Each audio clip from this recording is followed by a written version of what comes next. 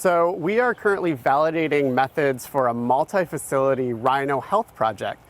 So we're specifically focusing on physical fitness of the rhinos, looking at things like their heart rate, their body fat percentage, and then their behavior and activity out on their exhibit.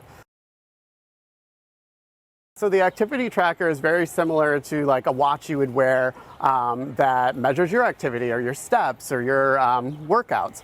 So the rhino is going to wear the activity monitor, which has an accelerometer, which basically just measures forward movement, up and down movement, and side to side movement, so we can get when the rhino's laying down, how many steps it's taking.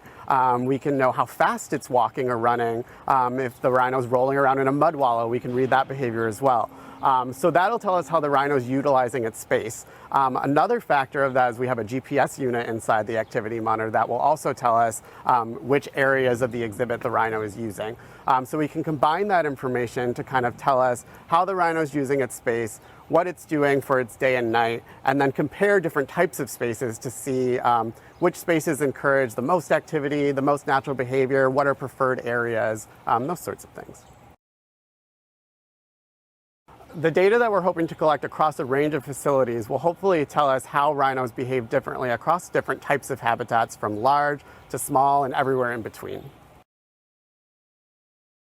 Not only is this the first time we're collecting some of this type of information on rhinos, but it's also unprecedented because it's such a large collaborative project with so many different facilities.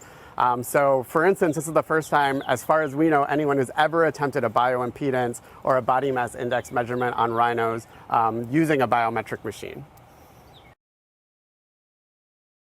It feels really cool. It's also really challenging. So we're kind of validating everything from scratch. So since nobody's done a lot of this work before, we have to kind of figure it out from the beginning using models from work with horses or bears or dogs even.